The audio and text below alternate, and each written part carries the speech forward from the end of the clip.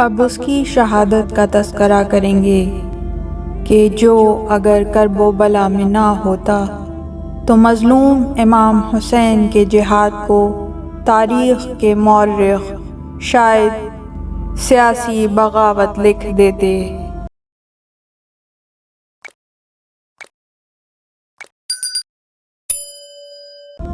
لیکن شہید اعظم کے اللہ کی راہ میں سب سے بڑے تحفے 6 ماہ کے ذبیح اعظم علی اصغر کے بے گناہ خون نے مقصد امام حسین عالی مقام کو مزید نکھارا، مزید جلا بخشی۔ وہ شہید تھے جن کی عمر کے تو جانور بھی ذبح نہیں کیے جاتے، لیکن بی بی رباب کی قسمت، جن کی گنتی کی فقط 2 اولادیں تھیں، علی اصغر اور بی بی سکینہ۔ ستم ظریفی یہ کہ اصغر کو کربلا کھا گئی، سکینہ کو شام، لیکن کائنات کو باور کرا گئے کہ کربلا جنگ نہیں، عظیم ترین ظلم تھا۔ عباس علمدار اور شہزادہ علی اکبر کی شہادت کے بعد ٹوٹی ہوئی کمر کے ساتھ حسین میدان نینوا میں یوں بیٹھے تھے جیسے نمازی تشہد میں بیٹھتا ہے۔ قبضہ ذوالفقار پر غریب کا سر تھا، مقتل میں امام کی آواز گونجی، حل من ناصر ینصرنا، ہے کوئی مددگار جو میری مدد کو آئے۔ حسین کا مدد مانگنا تھا کہ اللہ جانے کیا منظر ہوا۔ علی اصغر نے کروٹ لی اور خود کو جھولے سے گرایا اور ایسے مقتل کی جانب منہ کیا جیسے امام سے کہہ رہے ہوں کہ بابا اکبر کے قاتلوں سے مدد نہ مانگیے، یہ طفل بے زبان مدد کے لیے حاضر ہے۔ وہاں خیام میں بی بی رباب نے اصغر کو تشنہ لبی میں جھولے کے ساتھ کرب و بلا کی گرم ریتی پر تڑپتے دیکھا۔ آج تک کسی ماں کا دل اصغر اور رباب کے کرب کو برداشت نہ کر سکا۔ حسین خیمے میں آئے، مولا میرا اصغر 3 دن کا پیاسا ہے، اس تشنہ لبی میں نہ دودھ پیا نہ ہی ایک گھونٹ پانی۔ غربت کے اس عالم میں بی بی رباب نے فریاد کی، اصغر آج حلب ہوتا تو میں پیالہ لے کر بابا کے گھر جاتی کہ میرے 6 ماہ کے صغیر کے لیے ایک گھونٹ پانی دے دو۔ امام حسین کی آنکھوں سے اشک رواں ہوئے۔ رباب میکے کا نام لیا ہے، مجھے کہتی میں لشکر جفا کی منت کرتا کہ میرے اصغر کو ایک گھونٹ پانی دے دو۔ بی بی رونے لگیں، مولا اتنی غربت نہیں آئی کہ اکبر کے قاتلوں سے اصغر کے لیے پانی مانگوں۔ امام حسین علیہ السلام نے فیصلہ کیا کہ خود علی اصغر کو میدان کربلا لے جائیں، شاید لشکر جفا کا دل نرم ہو جائے اور علی اصغر کو 2 گھونٹ پانی کے مل جائیں۔ بی بی رباب امرؤ القیس کی بیٹی تھیں، وہ جن سے بڑا ماہر عرب و عجم میں کوئی تیر انداز نہ تھا۔ بی بی نے خیمے کے در سے میدان نینوا کی فضا کا معائنہ کیا۔ سادات کے لیے کچھ کارساز نظر نہ آتا تھا۔ ایک لہجے کے لیے ماں کے ذہن میں ایک سوچ آئی، مولا پھر علی اصغر کو آپ کو سوار کر تیار کر دیتی ہوں، بہت لوگ میرے اصغر کو دیکھنے والے ہیں۔ مولا نے پوچھا وہ کیوں؟ فرمایا یوں مرجھایا ہوا اصغر لے کر جائیں گے تو لوگ کہیں گے کہ شاید اصغر کی ماں سے چھپا کر لے کر آئے ہیں۔ تیار کر کے بھیجوں گی تو شاید اندازہ کر لیں کہ ماں نے تیار کر کے بڑی آس سے بھیجا ہے، کیا پتہ ترس کھا کر تھوڑا سا پانی دے بھی دیں۔ بی بی نے علی اصغر کو تیار کرنا شروع کیا۔ تیار وہ ماں کر رہی تھی جس کے پاس پینے تک کا پانی نہ تھا۔ معصوم ماں کی جھولی میں آیا۔ رباب کے آنسو اصغر کے چہرے پر گرنا شروع ہوئے۔ معصوم کا ننھا سا منہ کھلا۔ اصغر نے سمجھا شاید پانی آ گیا۔ چاند سا چہرہ صاف کیا اور بوسہ دیا۔ ماں روتی بھی تھی، کہتی بھی تھی، حسین آپ پر 100 اصغر قربان۔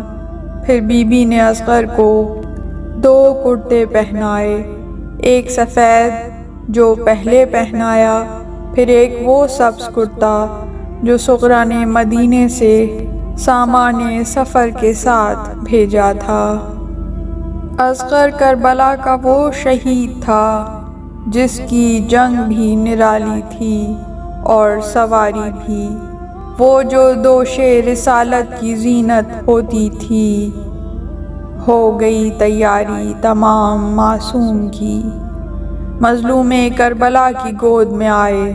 حسین نے خیمے سے باہر آنا چاہا، بی بی رباب نے بے اختیار امام کا ہاتھ تھاما۔ امام حسین نے پوچھا کیا ہوا؟ کہو تو نہیں لے جاتا اصغر کو؟ مولا لے جائیں، پر آخر میں ماں ہوں، ایک بار پھر سے اصغر کو پیار کرنے دیں۔ بی بی اصغر کو یوں ملیں جیسے ماں جنگ میں جاتے بیٹے کو بھیجتی ہے۔ امام سے اجازت لے کر اصغر کو خیمے کے در سے سارا وقت دیکھتی رہیں۔ مل گئی اجازت، حسین خیمہ گاہ سے مقتل کی طرف روانہ ہوئے۔ یہ در نجف ہے ابھی یاقوت بنے گا، جس جھولے میں کھیلا ہے وہ تابوت بنے گا۔ لاکھوں بدماشوں کے سامنے اکیلا غریب زہرا علی اصغر کو لے کر پہنچا۔ وہاں لشکر جفا نے حسین کو ہاتھوں پر کوئی چیز لاتے دیکھا۔ کوئی کہتا تھا لگتا ہے بیچارہ غریب ہو گیا ہے، بچنے کے لیے بہنوں کی چادر ضامن لے کر آ رہا ہے۔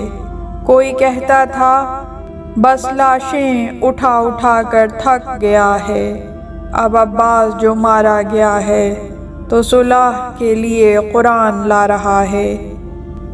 شمر فوجوں میں گشت بھی کر رہا تھا اور لوگوں کا یہ ہمدردانہ کلام سن بھی رہا تھا۔ ظالم ہنس ہنس کے فوجیوں کو کہتا ہے اب اس کی کوئی نہیں سننی، بے کس اکیلا جو رہ گیا ہے کیا کر لے گا۔ امام حسین علیہ السلام نے لشکر جفا کو مخاطب کیا، اے لوگوں مجھے پہچانو، میں محمد کا نواسا ہوں۔ اس دشت نینوا میں تمہارے حیوان پانی پی رہے ہیں، پر میرے بچوں نے 3 دن سے پانی نہیں پیا۔ ہمیں نہ سہی، میرے اس 6 ماہ کے معصوم کو تو 1 گھونٹ پانی پلا دو۔ عمر سعد نے ہنس کر کہا پیاس خود کو لگی ہے، نام بچے کا کرتا ہے، نہیں دیتے تمہیں پانی، جب یہ بچہ خود مانگے گا تو ہی اسے دیں گے۔ امام نے اصغر سے کہا کہ بیٹا تو حجت خدا کا فرزند ہے، اپنی پیاس کو ثابت کر۔ یہ کہہ کر امام حسین نے علی اصغر کو کربلا کی تپتی ہوئی ریت پر لٹا دیا۔ علی اصغر نے فوج اشقیاء کی طرف رخ پھیرا، اپنی سوکھی ہوئی زبان خشک ہونٹوں پر اس طرح پھرانی شروع کی کہ گویا العطش العطش کی صدا بلند ہو رہی ہو۔ لشکر میں کوہرام بپا ہوا، سپاہی منہ پھیر پھیر کر رونے لگے۔ سرگوشیاں ہونے لگیں کہ اب یہ ظلم کی انتہا ہے۔ عمر سعد کو بغاوت کا خدشہ ہوا۔ شمر کو کہا کہ جا کے لشکر جفا کے سب سے بہترین تیر انداز حرملہ کو بلا کے لا اور اصغر کا کلام منقطع کر، ورنہ فوج میں بغاوت ہو جائے گی اور ہم جیتی ہوئی جنگ ہار جائیں گے۔ شمر حرملہ کے خیمے میں آ کے کہتا ہے، جلدی چل، آج تیرا تیر اندازی کا امتحان ہے۔ لعین کہتا ہے، ایسے ہی وقتوں کے لیے میں نے اپنے 6 شعبہ تیر تیار کیے تھے۔ عرب میں تیروں کی 6 قسمیں ہوتی تھیں: نبل، زیتون کی لکڑی کا تیر، بزل جس کے پیچھے 3 پر ہوتے تھے، سہل زہر آلود تیر، معجلہ خاص ہرن کے شکار کے لیے، میزاب پرنالے کی شکل کا تیر، 6 شعبہ لوہے کا بنا ہوا 3 منہ والا تیر جس کا وزن کتابوں میں مختلف لکھا ہے، پر اتنا لکھا ہے کہ کوئی بھی تیر انداز اسے کھڑے کھڑے نہیں چلا سکتا تھا، پہلے گھٹنا زمین پر ٹیکتا پھر ہی اسے کسی وحشی حیوان پر چلاتا۔ عرب کے وحشی بدوؤں نے قسم کھائی تھی کہ یہ تیر کبھی انسانوں پر نہیں چلانا، فقط ضرورت کے وقت دوڑتے ہوئے گھوڑوں کی گردنوں کو توڑنے کے لیے استعمال کیا جاتا تھا۔ قسمت رباب کے 6 ماہ کے علی اصغر کی یہی تیر 6 شعبہ منتخب کیا گیا۔ حرملہ نے تیر کا نشانہ اس انداز سے لگایا کہ تیر اصغر کا گلا چاک کر کے امام حسین علیہ السلام کے سینے میں پیوست ہو جاتا۔ عمر سعد نے کہا، دیر نہ کر، اب تیر کمان سے چلا۔ ظالم کا تیر کمان سے نکلا، اصغر کے گلے کو ذبح کرتا ہوا حسین کے بازو کو لگ کے گزر گیا۔ صاحب کتاب نے لکھا ہے کہ اصغر نے کروٹ لی اور ساتھ حسین کا بازو تھا، ورنہ تیر اکیلا نہ جاتا، اصغر کا گلا ساتھ لے جاتا۔ امام جعفر صادق علیہ السلام نے اس مقام پر فرمایا کہ تیر کا کام چھیدنا ہوتا ہے، مگر اصغر کو تیر ایک کان سے دوسرے کان تک ذبح کر کے گیا۔ طفل صغیر کے لہو کو حسین نے اپنی ریش مبارک پر ملا۔ امام حسین علی اصغر کے لاشے کو لے کر 7 مرتبہ آگے آئے، 7 مرتبہ پیچھے گئے، گویا ماں کے پاس لے جانے کی ہمت نہ کر پا رہے ہوں۔ چپ چاپ مظلوم خیام کے پیچھے آئے، ذوالفقار سے اصغر کی قبر کو کھودنا چاہا، مگر تلوار ہاتھ سے چھوٹ گئی۔ امام مظلوم نے اپنے ہاتھوں سے بیٹے کی قبر کھودی، ننھے علی اصغر کو قبر کے حوالے کیا، بہت دیر تک گریا کرتے رہے۔ امام حسین کے آنسو ننھے علی اصغر کے چہرے پر گرتے رہے، یہاں تک کہ مقتل سے آواز آئی، حسین عصر کا وقت قریب ہے۔ امام حسین نے پہلے علی اصغر کی ٹانگوں پہ مٹی ڈالی، پھر علی اصغر کے سینے پہ مٹی ڈالی، پھر علی اصغر کے چہرے پہ مٹی ڈالنے کے لیے ہاتھ آگے بڑھایا، مگر مٹی نہ ڈالی گئی۔ ایک مرتبہ امام حسین نے بآواز بلند گریہ کیا، اس کے بعد چہرے کو پھیر کر علی اصغر کو خاک کربلا کے سپرد کر دیا۔ ننھی سی قبر کھود کے اصغر کو گاڑ کے شبیر اٹھ کھڑے ہوئے دامن کو جھاڑ کے، انا للہ و انا الیہ راجعون، رضاً بقضائہ و تسلیماً لامرہ۔ الا لعنت اللہ علی القوم الظالمین۔ اس طرح کی مزید تحقیقی، علمی اور تاریخی ویڈیوز دیکھنے کے لیے چینل کو سبسکرائب کیجیے اور بیل آئیکن پہ کلک کیجیے۔ ویڈیو کو لائک کریں اور کامنٹس کے ذریعے بتائیے کہ آپ کو ویڈیو کیسی لگی۔ اگلی ویڈیو تک کے لیے خدا نگہدار۔